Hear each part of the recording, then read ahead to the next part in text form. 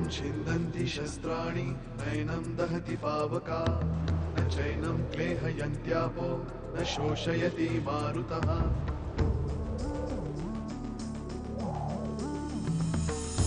दिवसामागुणरात्र धावते सकाळ संध्याकाळ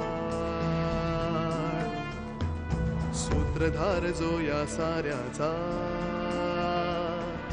नावतयाचे काय तयाच्या मनात दडले नकळे कधी कुणा क्षणात होते संभव सारे क्षणापूर्वीचे असंभव असंभव असंभव असंभव. तू मुंबईला जाणार आहेस ना? मला घेऊन जाशील? तुला जर बोलायचं नसेल ना तर कम ऑन या बेटे काय. मला त्या मुलाला भेटता येईल का? I'm sorry आजोबा, मी हे नाही करू शकत. It's a most sincere and humble request from a helpless old man, officer.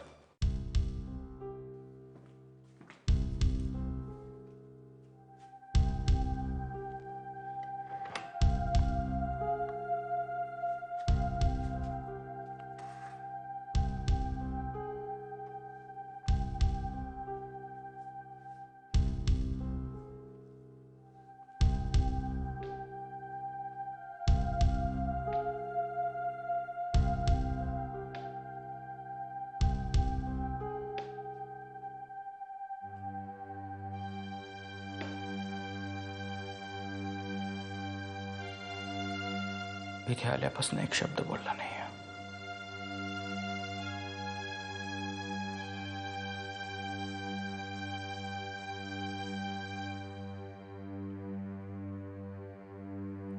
अभिमान?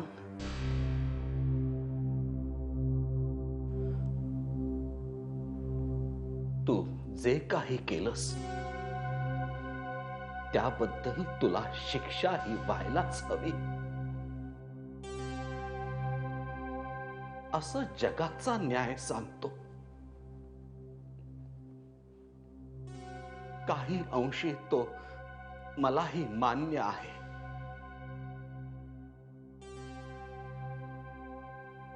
मला तुझा राग येत नाही, तुझी कीव येते बाळा. दुसऱ्याचा खून करण्याआधी माणूस स्वतःचा खून करतो.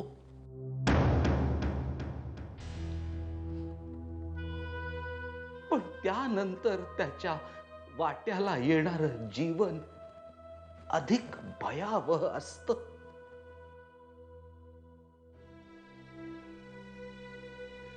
एक चालतं बोलतं प्रेत होऊन जातं माणूस म्हणजे.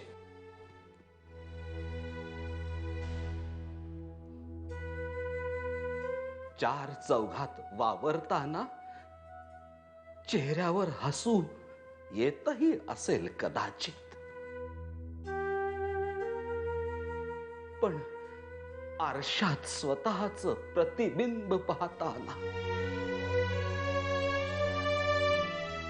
फक्त अंतःकरणाचे उडलेले पोपडे दिसतात.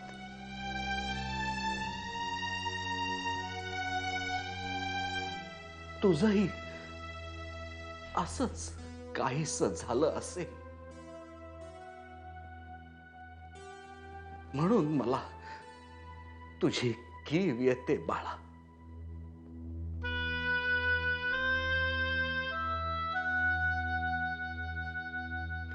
मी तुला कधीच माफ करू शकणार नाही, तेवढा मी महान नाही.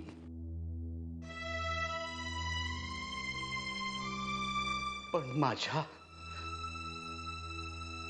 मुलाच्या आत्म्याच्या शांतीसाठी देवाकडे प्रार्थना करताना तुझ्या छिन्न विच्छिन्न आत्म्यासाठी देवाकडे नक्की प्रार्थना करेन.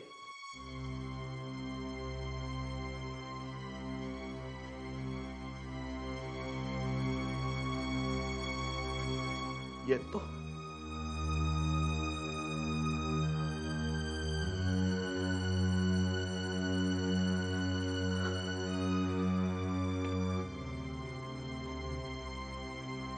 श्रीराम श्रीराम श्रीराम.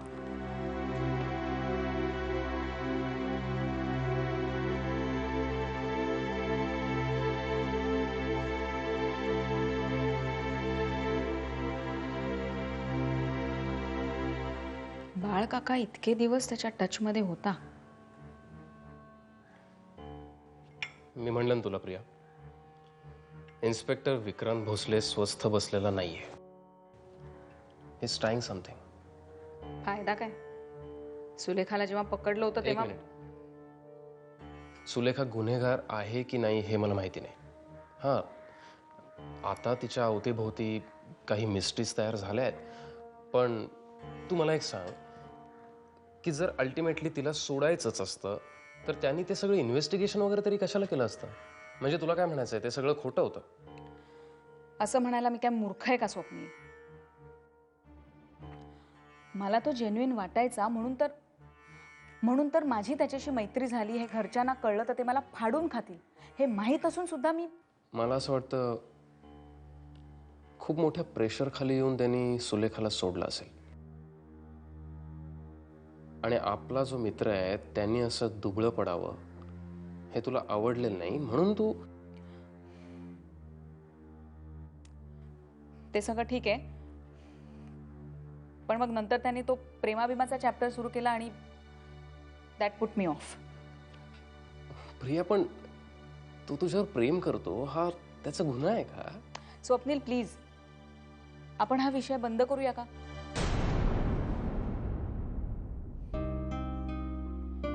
मुद्दा एवढाच आहे की त्याला जर माझी मदत हवी असेल तर मी त्याला मदत करीन. बाळकाकाला न्याय मिळावा म्हणून करीन, बाकी काही नाही. आणि तो माझ्यासाठी फक्त एक पोलीस इन्स्पेक्टर आहे, बाकी काही नाही. तुला हे सांगायची गरज का वाटते? कारण आपण त्या विषयावर बोलतोय म्हणून. उगीच please don't read between the lines when there are no lines at all. नाही, मी असं काहीच करत नाहीये प्रिया. मला फक्त एवढंच कळतं की माणूस जेव्हा ठामपणे एखादी गोष्ट नाकारतो तेव्हा फक्त दोनच पॉसिबिलिटी असतात. एक म्हणजे ती गोष्ट खरंच नसते, किंवा ती गोष्ट असते पण त्याला सांगायची नसते. स्वप्नील प्लीज, तू हे असंच बोलत राहिलास तर आपलं एकमेकांशी बोलणं कठीण होईल. आणि मला कुणाविषयी काय वाटतंय हे तू मला सांगायची गरज नाहीये.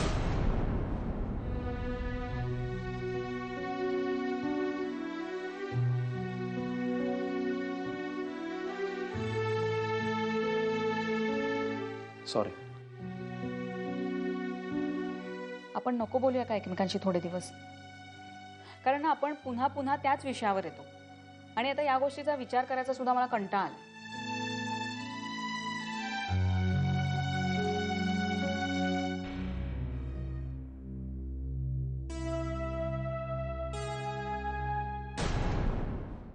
शुभ्रा प्लीज, असं काय करतेस तू? प्रिया, माझ्यासाठी ती वेळ जाणून घेणं अत्यंत गरजेचं आहे. हो, पण मला आता अजिबात प्रश्न विचारू नकोस. मी तुला सगळं व्यवस्थित सांगेन नंतर. ते इन्स्पेक्टर भोसले, त्यांना ती वेळ माहिती असेल. आपण त्यांना फोन करूया प्लीज. शुभ्रा, अगं किती वाजलेत आणि दादाला कळलं तर दादा त्याची काळजी करू नकोस तू प्रिया. प्लीज आपण त्यांना फोन करू ना, ते आपल्याला सांगू शकतील. Priya please, please Priya. Okay.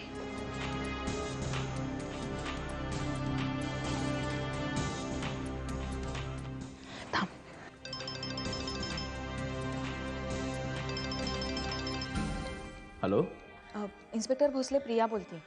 बोल प्रिया. एक माहिती हवी होती, मिळू शकेल का? कसली माहिती? बाळकाकाच्या मृत्यूची एक्झॅक्ट वेळ मिळू शकेल?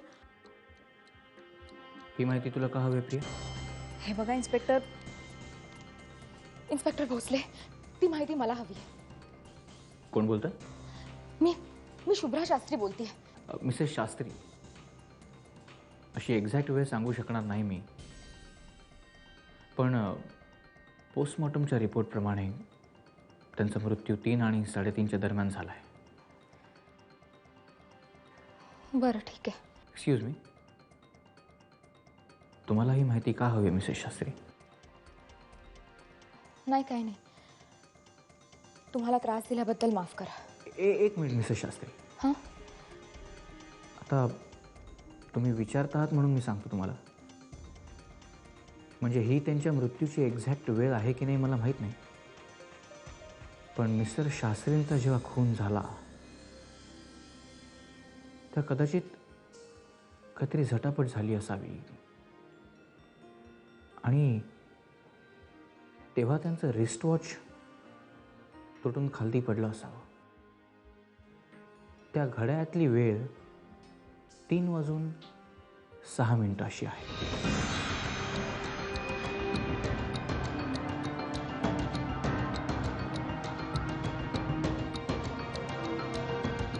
किती?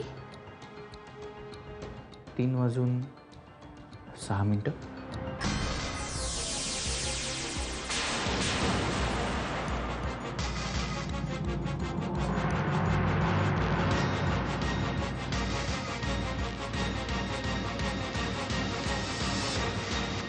Hello hello. शुभ्रा काय? हॅलो, मी तुमच्याशी नंतर बोलते. ओके? शुभ्रा, काय झालं?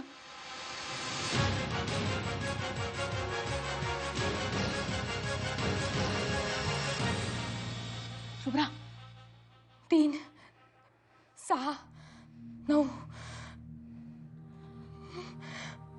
प्रिया, ते आकडे काय? डॉक्टर सामंतांचं अगदी बरोबर होतं.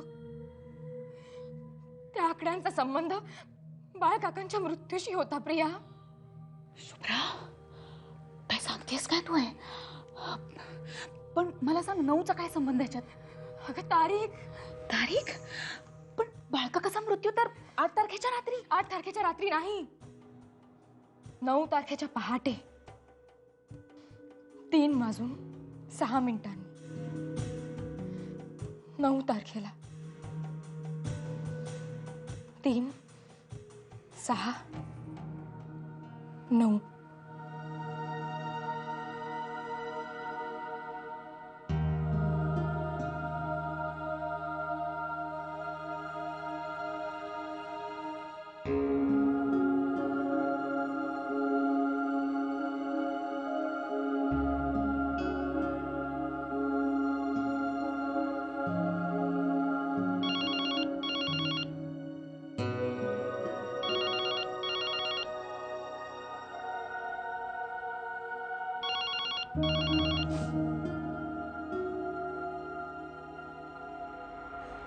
हॅलो.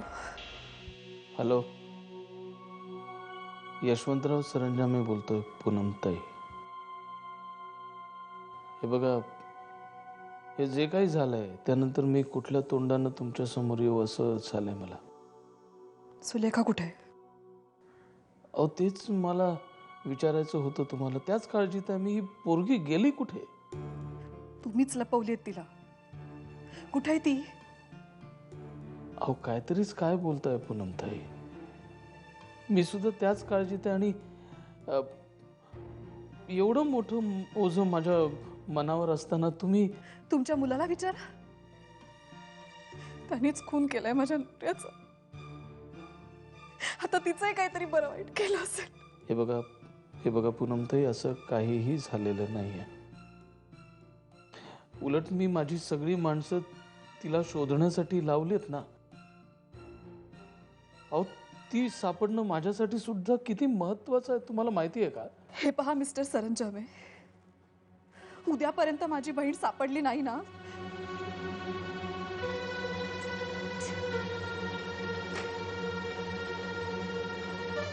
Hello hello.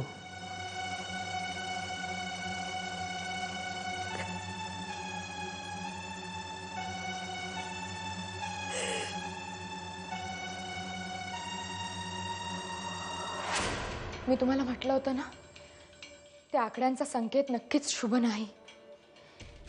आणि तसंच झालं.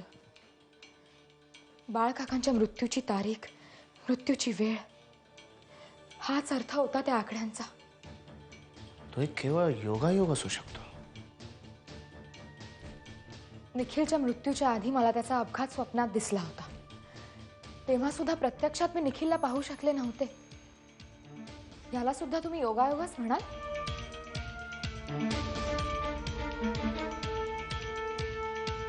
पण तुला काय माहित, बाळकाकाचा मृत्यू बरोबर 3:06 झालाय.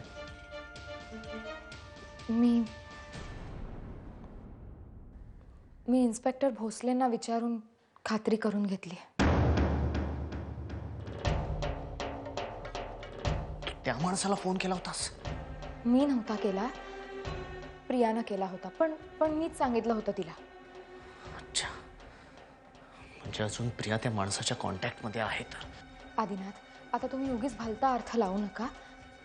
अहो, खरंच दुसरा कुठला मार्गच नव्हता. तुम्ही अजून किती एंटरटेन करणार आहात त्या माणसांना? तो विक्रांत भोसले कोण आहे माहितीये तुला? ज्या माणसाने बाळकाकाचा खून केला त्याचा जिवलग मित्र आहे तो. त्या यशवंतराव सरंजामेच्या पैशावर जगतो तो. आणि तू? आदिनाथ, पण अहो. एक मिनिट, या बाबतीत तू मला कन्व्हिन्स करायचा प्रयत्न करू नकोस ना शुभ्रा. त्या प्रियाशी तर मी बोलणारच आहे, पण तुलाही सांगून ठेवतो, त्या माणसाचा उल्लेख या घरात मला पुन्हा व्हायला नको आहे.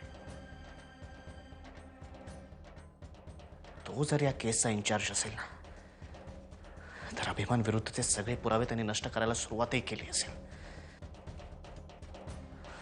तुम्हाला काय या गोष्टी कळत नाहीयेत ना?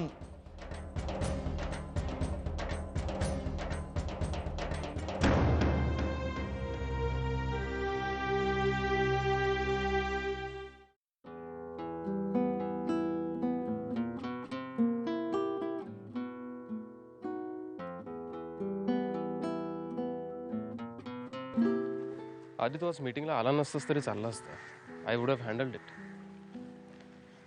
घरी बसून तरी काय करणार होतो मी? बाळकाकाच्या विचारांनी गुदमा राहिला होता. इथे आलो तेवढ्या वेळ तरी मी. How's everyone taking it? धक्काच एवढा मोठा आहे ना, सुरुवातीला कोणाला रडायलाही सुचलं नाही.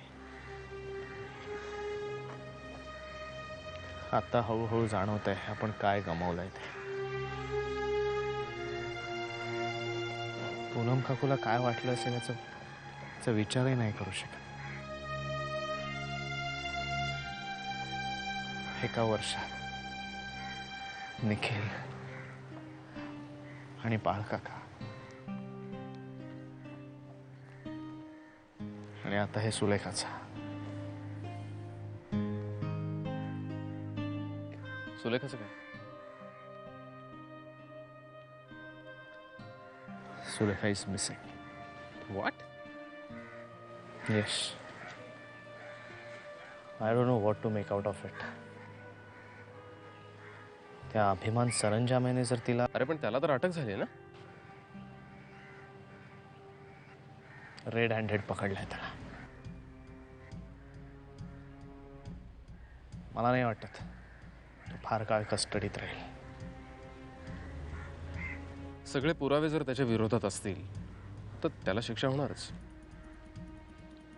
पुरावे बदलता येतात स्वप्नील, नष्टही करता येतात. आणि त्या केसचा इन्व्हेस्टिगेटिंग ऑफिसर जर तुमचा जिवलग मित्र असेल तर मग काय कठीण आहे? इन्स्पेक्टर विक्रांत भोसले. तुला माहिती आहे? प्रिया बोलली होती. प्रिया तिचा खास मित्र आहे नाही का तो? प्रिया हेट्स हिम. तुला काय माहित? प्रिया जरी तुझी बहीण असली तरी माझी मैत्रीण सुद्धा आहे. I think she hates that guy. पण मला तो जेन्युइन वाटतो. तू भेटलायस त्याला? येस. त्यानेच मला बोलवलं होतं पोलीस स्टेशनला एक दिवस. का? क्षिप्राच्या घरी एक स्केच सापडलं होतं त्याला. त्याबद्दल विचारायला बोलवलं होतं.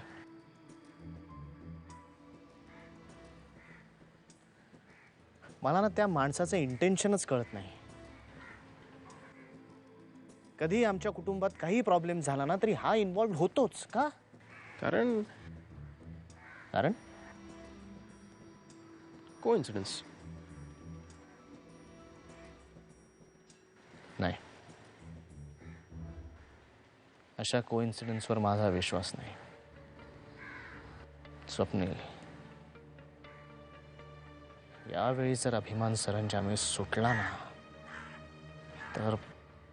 तर काय करशील तू?